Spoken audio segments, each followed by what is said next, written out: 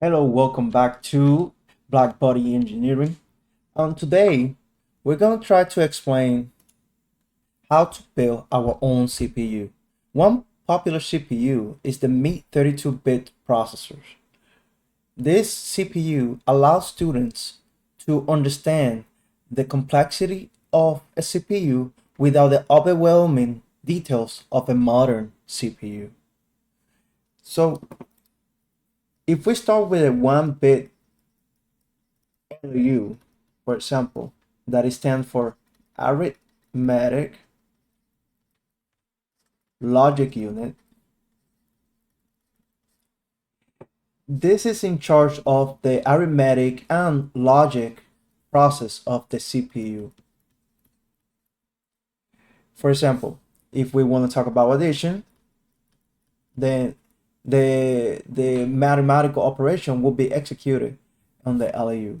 If we talk about subtraction, it's also performed on the LAU. There's other things that can be processed, like you can AND, you can perform an AND, you can perform an OR, you could invert the values, and this part is the logic side of the CPU. And this is the math part. So, for example, if we want to calculate addition, plus 1 is 2, but in binary, 2 is equal to 10, with a carry of a 1, and 1 plus 0 is 1, and 1 plus 0 is 1. Another example is if we have 3 plus 3, for example, we know that is 6. So in the binary representation, we have 0, 0, 1, 1, 0, 0, 1, 1. And then 1 plus 1, that's 2. And 1 plus 1, 2 plus 1, 3. 3 is 11. So this is 6, and this is 5.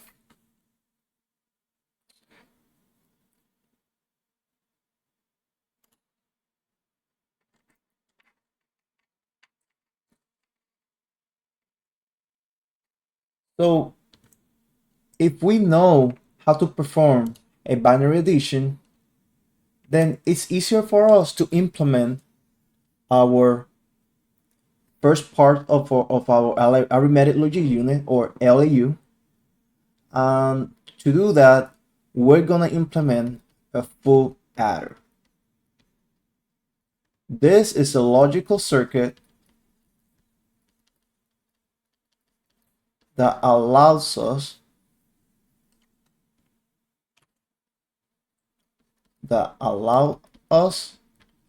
to add.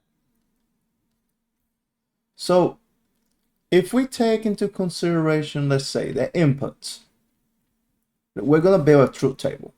We're gonna say Cn, A and B as our inputs, and we have 0, 0, 0, 0, 0, 1, 0, 1, 0, 0, 1, 1, 1, 0, 0, 1, 0, 1, 1, 1, 0, 1, 1, 1, 0 through 7. Our outputs, we're gonna have a carry out and a sum. And this is gonna be our outputs, because we're implementing a full adder. We have inputs, we have a carry in, and an A, and an A and a B. From that, we have a carry out, and we also have a sum. So knowing what we know about how to add our binary, we can start here by implementing our output table. So 0 plus 0, 0, and then 0. So we have 0. 0 plus 0, 0 plus 1, 0, 1. 0 plus 1, 0, 1 plus 0. And then we're going to have 0 plus 1, 1. And then 1 plus 1 is 2. And then, we continue to do the table.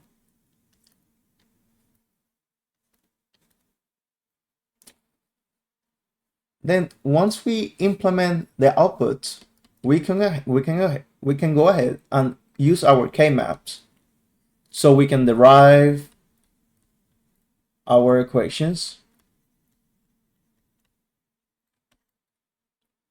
So we have Cn and A and B for this one.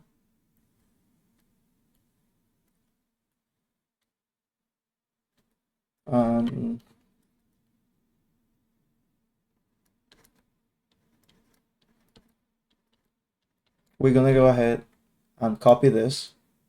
So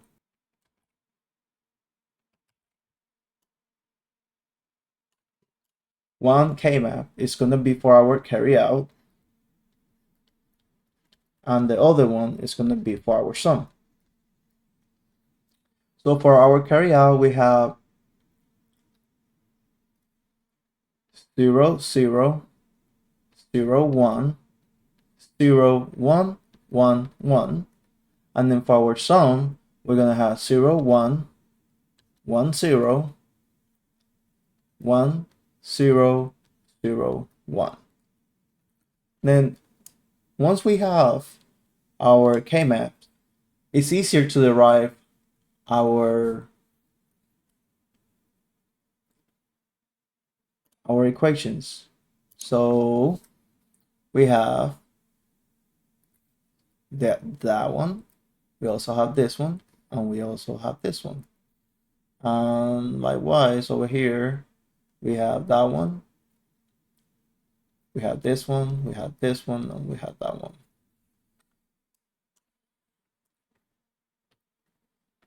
So for our carryout equation, we have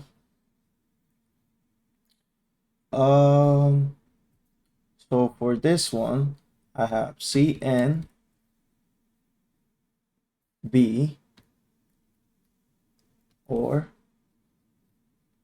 AB or Cn A. And then for our sum, we have Cn AB for that one. And then for the other one, we have Cn AB or Cn AB or Cn AB prime. And something very peculiar about this equation is that this can be simplified by using Boolean algebra manipulation. So in order for us to do that, we can use common factor like we used to do in algebra, where if you have 2 plus 3x, then you can extract the x's, and that's x plus 3. So something similar we can do here, and that is Cn AB, and then this one, and then Cn A B prime. And by taking a look at this part, we can deduce that that is a Cn A X XOR B or Cn and then exclusive or B. Another thing to consider is that this is the opposite of this, and this is the opposite of that. That is also the same as an XOR B, if you think about it. So the way we can implement this is A XOR B XOR Cn. And this is my final equation. So if I want to implement this,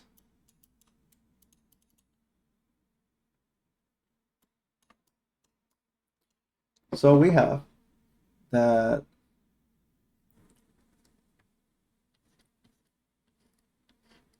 we have A, B, and that is going to another XOR B.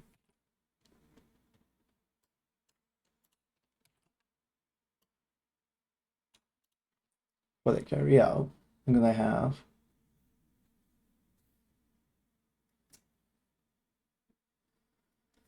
three AND gates.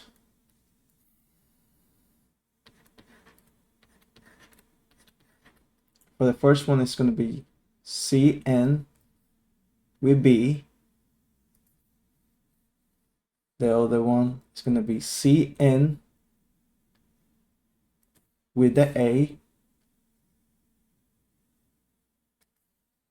And then finally, I'm going to have A and B. All of that is going to get OR gate.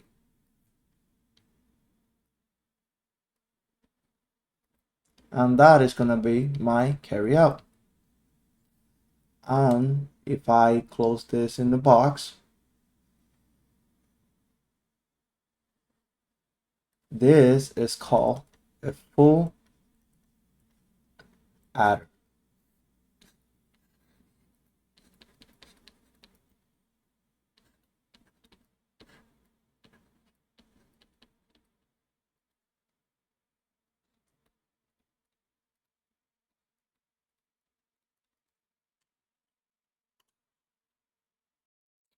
Now recall that we're trying to implement a arithmetic logic unit. So with the full adder, we are able to perform arithmetic operations. But what about the logic unit? If we take, for example, two logic operations, AND and OR. One easy way that we can implement this is by using a multiplexer. A multiplexer has several inputs and it has an operation input and it has an output.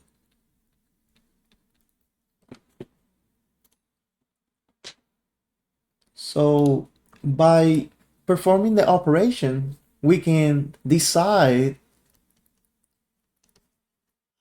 how the LU will perform. So for example, OPR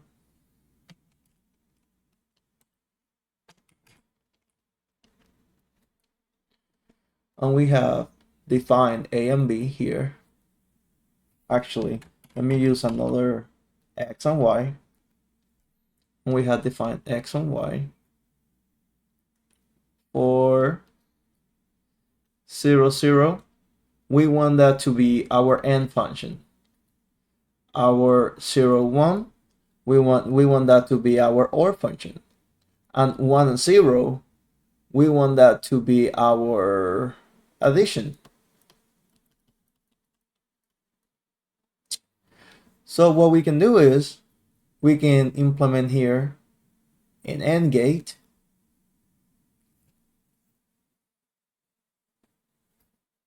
where this is going to be my A,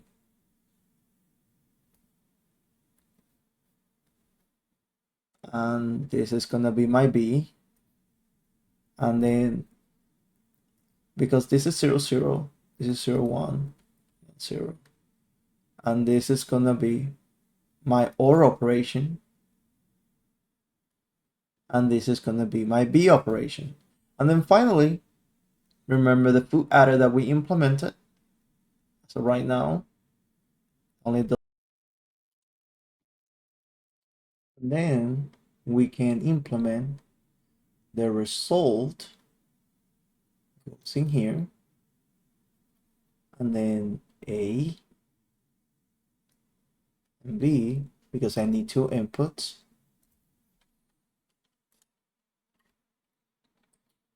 We need a carry in, so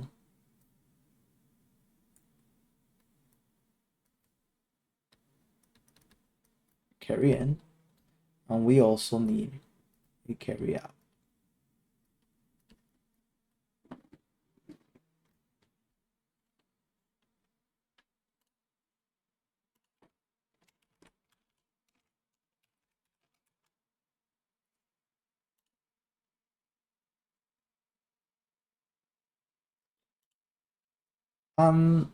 This, it is a simple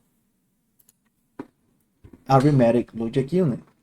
It's important to demonstrate that this symbol for an arithmetic logic unit is usually depicted with this symbol, and this is an LAU where it has A, B, carry in,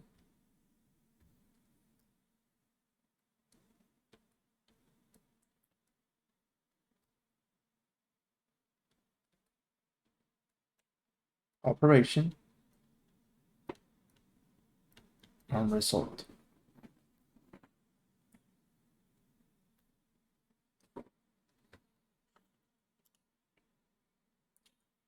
So now that we know that,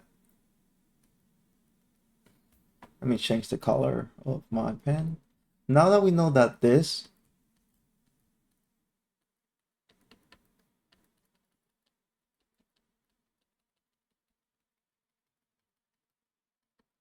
is this, we can use this symbol to show you how to connect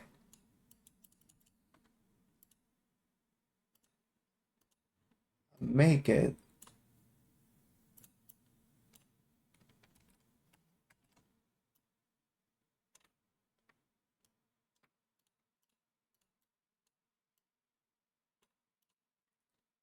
one way that we can actually, I'm forgetting something. I have a carry out.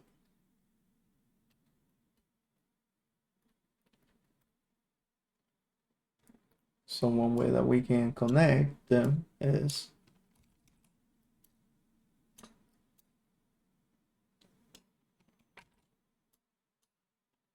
and this is just for example to show you how would I make a 4-bit LAU.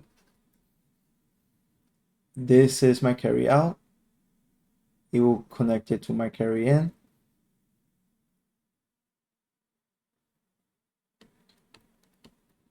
My carry out to my carry in. My carry out to my carry in. And then all this OPR, I will type them together because it's just one bus of OPR. You want all of them to be at the same mathematical or logical operation. So this is OPR. I'll connect that one to that one. This one to that one. This one to this one. and then this will be A0, B0, A1, B1, A2, B2, A3, and B3.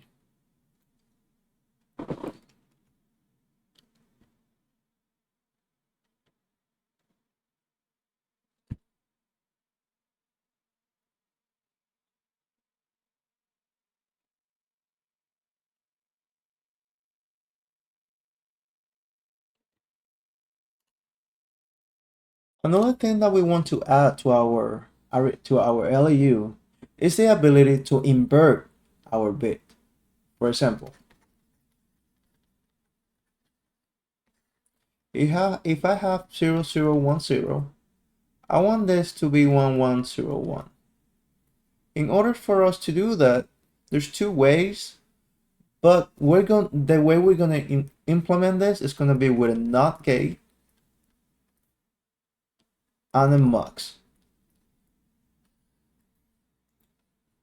So if we go back to our arithmetic logic unit that we have right here, we'll copy paste it right here. See if I can delete that.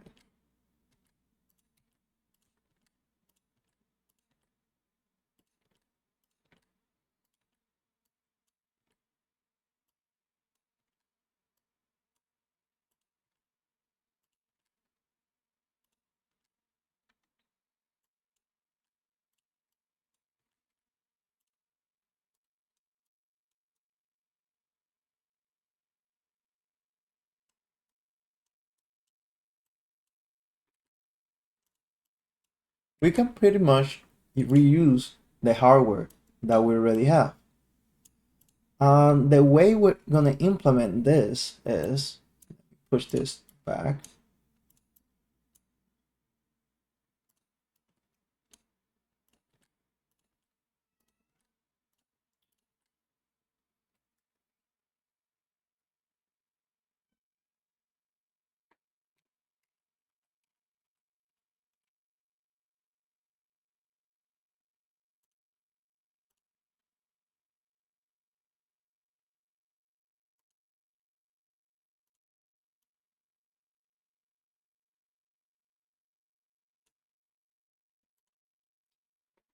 We're gonna implement here another mux with B, an inverter,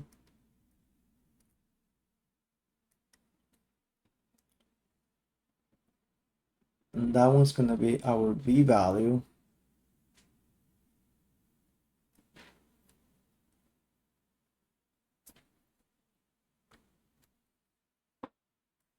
So this is gonna be 0, 1. We're gonna call that B invert.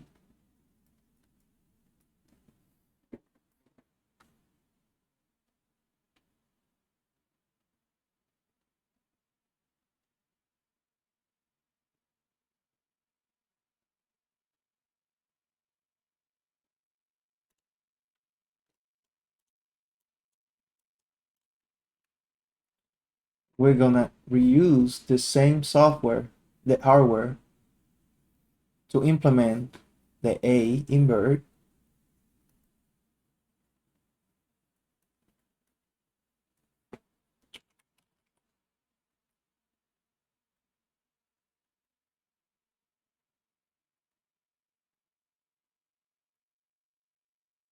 And we're gonna use that to implement our A invert. And this is gonna be our A.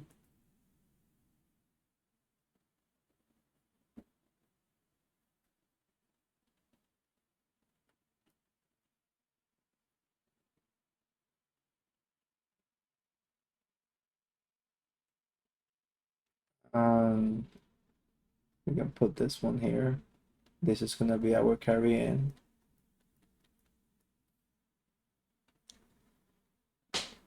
So now we have implemented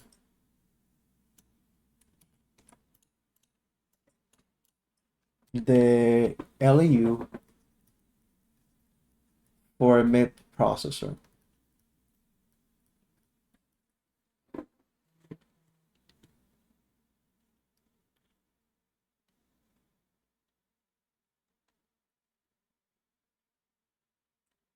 Now we're missing one more thing, and it is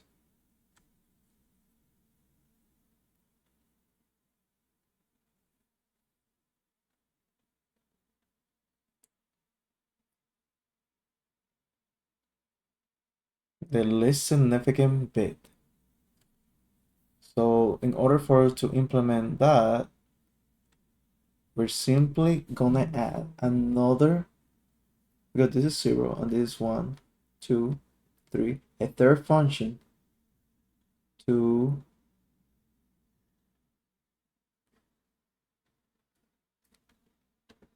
select to our mux.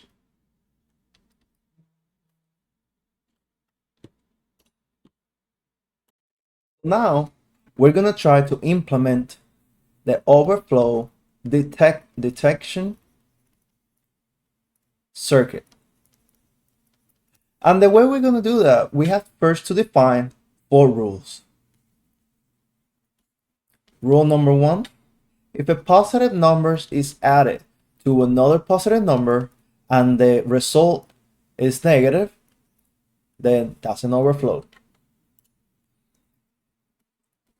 If a negative number is added to another negative number and the result is a positive number, that's an overflow.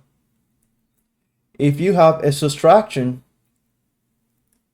and you are subtracting a positive number minus a negative number and the result is a negative number, that's another overflow. And finally, if you are subtracting a negative number minus a positive number and the result is a positive number, then that's another overflow condition. So these conditions, if they're met, it will raise a flag.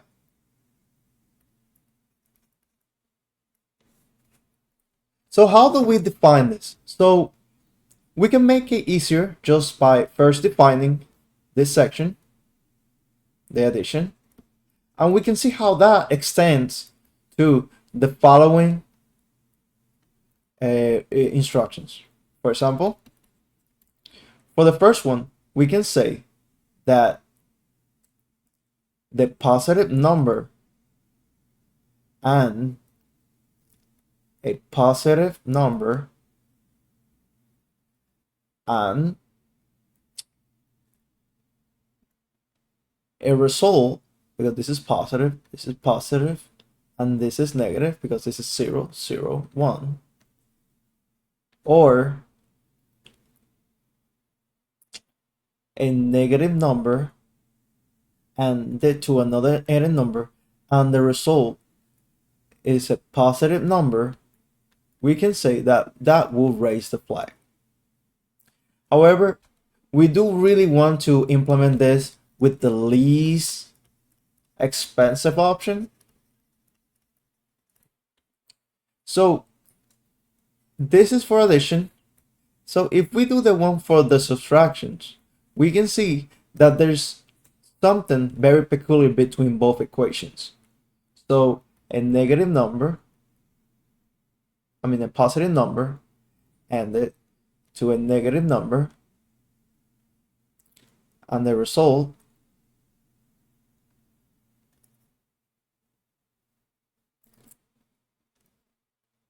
ended to a negative number, ended with a negative number,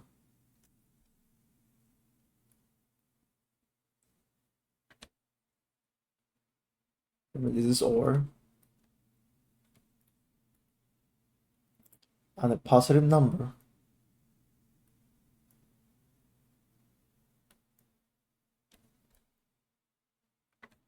is equal to an overflow.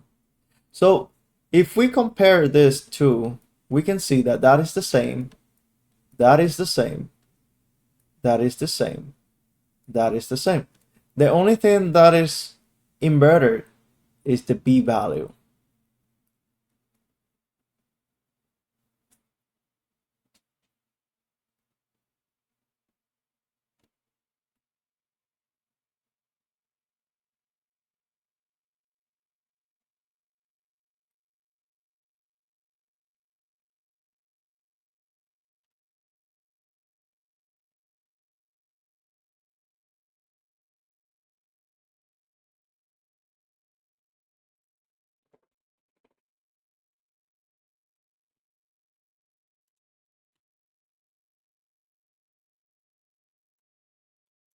You're missing this b. This is a negative, but this is a positive. So I have a b here. So they're opposite from each other. So we can take the advantage of the XOR gates. Recall that the equation is 0, 0, 0, 1, 1, 0, 1, 1. And if you see, if I have 0 here, then this is b. And if I have a 1, then this is b prime. So if I want to implement this in a circuit, I will implement this in the following way. I could use two AND gates.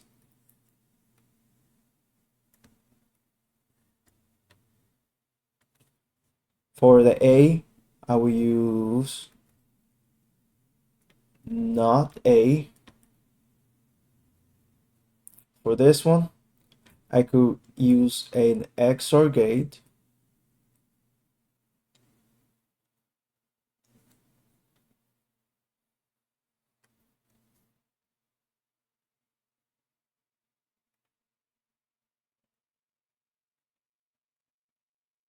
I could call this BN. And then finally,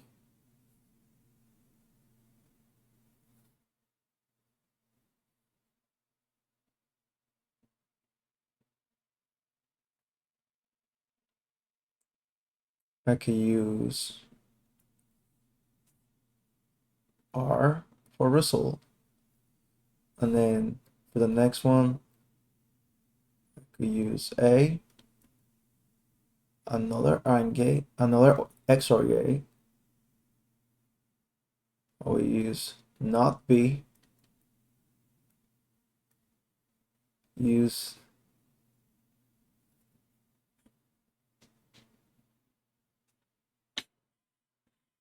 no wait, that's a B positive.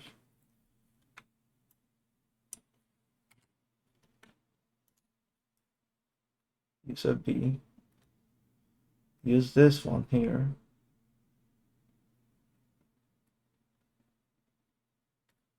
And then finally,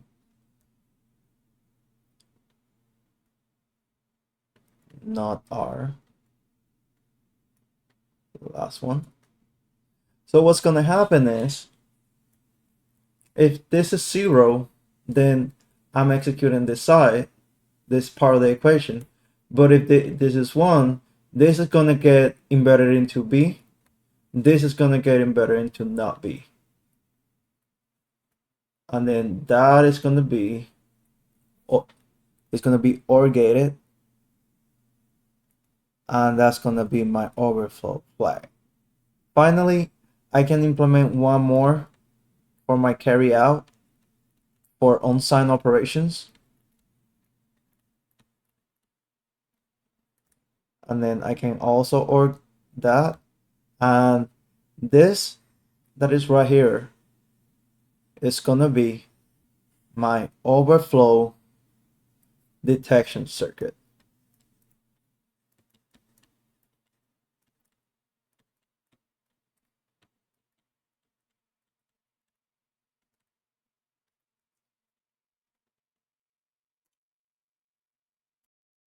So now that we have implemented our overflow detection circuit, we want to know how to integrate this to our system. So let's define this into a black box. And perhaps we could add some gates in there. So we only have A, we have B, we have B inverted because we need it for our subtraction operations. We can also have carry out as an input.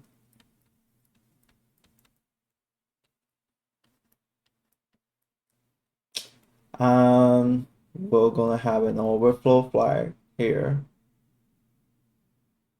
And we also need the result of the full adder. So 1, 2, 3, 4, we have 5 inputs and 1 output. So we can go here, copy this,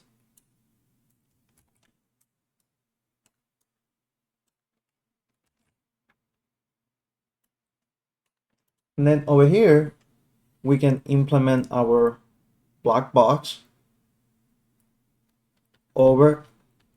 overflow circuit, and we can start taking, for example, we need the B inverter, so that one.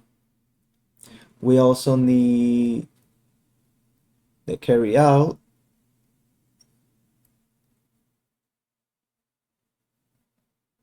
we need A,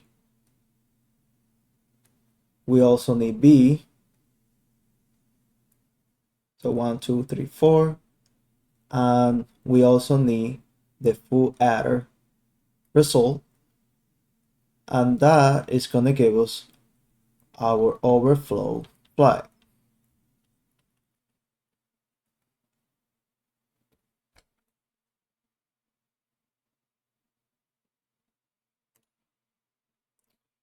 And finally, we can choose from the full adder another output for our set flag.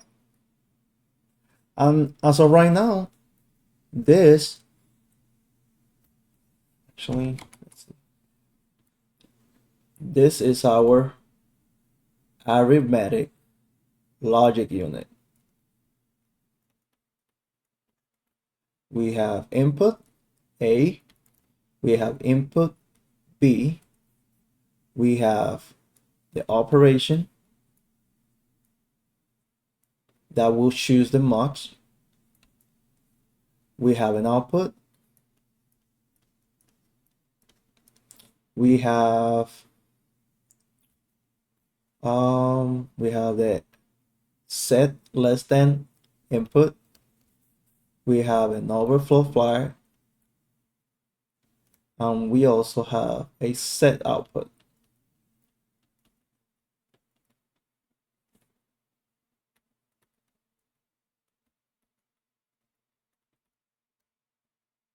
And that is our arithmetic logic unit.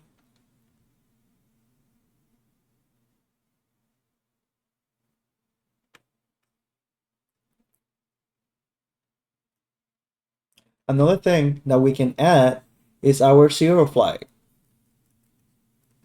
How do we know that our circuit is it's zero?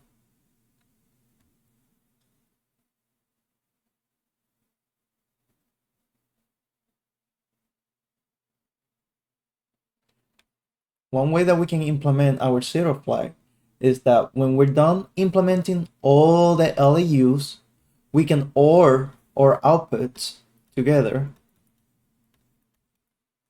and we can OR all of the results 1 through the result n for whatever bits the CPU is. We can NOR it, and if we have 0 or 0 or 0 or 0 and you end that, that 0 prime, that's 1, which is true, so it will trigger the 0 flag.